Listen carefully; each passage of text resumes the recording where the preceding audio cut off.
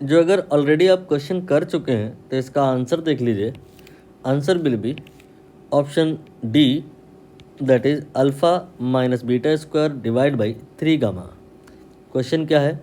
Question में Q in terms of T given है और हमें करंट निकालना है। इनफैक्ट करंट की मिनिमम वैल्यू निकालनी है, बट पहले करंट ही निकाली जाएगी।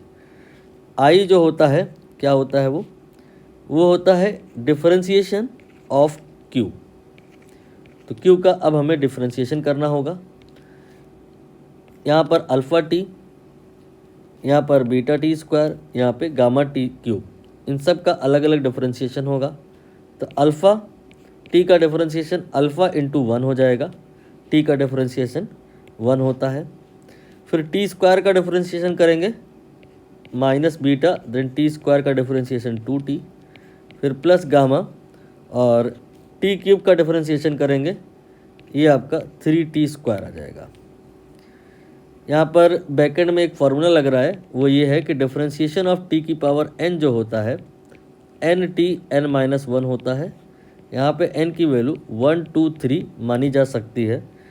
तो आप समझ पाओगे कि t का जो डिफरेंशिएशन होगा वो 1 होगा, टी स्क्वायर 2t हो जाएगा, टी क्यूब 3t स्क्वायर हो जाएगा। तो i का जो एक्सप्रेशन आया है वो आया है 3 गामा टी स्क्वायर, इसे लिखा मैंने पहले। अब इसको लिख लेंगे -2 बीटा टी, और फिर ये आ जाएगा अल्फ़ा। अब इस कहानी को हम 2 प्रकार से कर सकते हैं। फर्दर इसका डिफरेंशिएशन कर सकते हैं और बिना उसके भी पॉसिबल है। हम डिफरेंशिएशन नहीं करेंगे, विदाउट डिफरेंशिएशन ही करेंगे। करंट एक्चुअली नहीं निकालना है, करंट की मिनिमम वैल्यू निकालनी है। इस आई की ही वैल्यू निकालनी है, बट मिनिमम वैल्यू। तो हम यहाँ पर डिफरेंशिएशन नहीं करेंगे, परफेक्ट स्क्वायर मेथड लेंगे, वो ज़्यादा आसान पड़ेगा। यहाँ पर इसके लिए इसमें और इसमें दोनों में आप 3 गामा को कॉमन निकाल लो, तो ये आ जाएगा T square minus 2 beta divide by 3 gamma, then इसके बाद टी, देन इसके बाद bracket close, then alpha. Clear हो गया?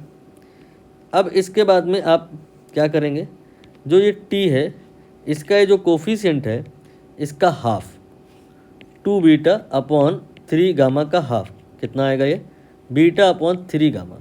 इसका स्क्वायर जोड़ भी देंगे और घटा भी देंगे, तो ये आ जाएगा I equal to 3 gamma t square minus, आप 2 multiplied by beta upon 3 gamma लिख सकते हैं।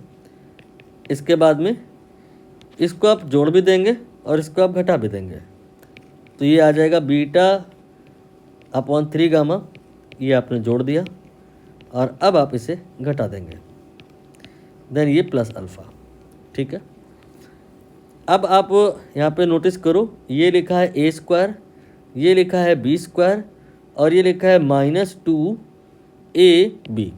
तो ये फार्मूला हो गया किस चीज़ का, a माइनस बी का whole square.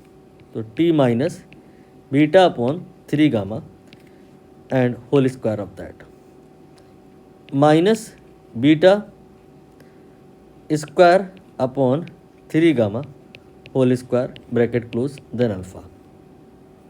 Now what we can do, इस 3 गामा को ब्रैकेट के अंदर ले जाएंगे, तो ये आ जाएगा 3 gamma T minus beta divided by 3 gamma whole square of that, और फिर ये जो है इसको कैंसिल कर देगा, तो आएगा beta square divided by 3 gamma then plus alpha. अब यहाँ पर वही जो आई का एक्सप्रेशन है जैसे लिखा है, आप आसानी से समझ पाओगे कि यहाँ पर आई की मिनिमम वैल्यू होगी भी कि नहीं होगी, और होगी तो कितनी होगी या फिर कब होगी। ये सारे सवाल जवाब यहाँ पे आसानी से क्लियर हो जाएंगे। यहाँ पर आप इस वाले टर्म को देखिए जिसका परफेक्ट स्क्वायर हो गया है।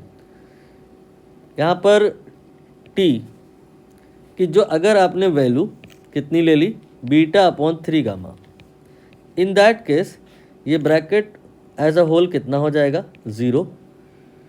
और अगर आपने टी की वैल्यू इसके अलावा कोई भी ली, चाहे आप कितनी ही नेगेटिव क्यों ना ले लें, यहाँ स्क्वायर हो रखा है, सो ये नेगेटिव नहीं आएगा, ये पॉजिटिव ही आएगा। तो यहाँ पर जो ये पहला टर्म है ये ग्रेटर देन और इक्वल टू 0 है, और यहाँ पर जो दूसरा टर्म है दिस वन, ये है alpha minus beta square divide by 3 gamma.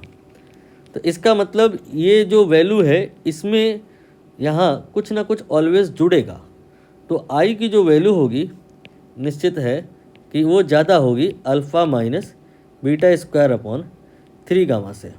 क्यों? क्योंकि इसकी जो वैल्यू होगी वो कभी नेगेटिव नहीं हो सकती है, सो ऑलवेज जुड़ेगा ही कुछ ना कुछ इसमें। So I will be greater than this, and so I की जो मिनिमम वैल्यू होगी दैट विल बी व्हाट, इसी के बराबर बीटा स्क्वायर बाई 3 गामा। और कोई पूछे कब होगी, एट व्हाट टाइम, यहाँ पर ये आपने लिखा है beta upon 3 gamma. Alpha minus beta square by 3 gamma इस प्रश्न का आंसर होगा।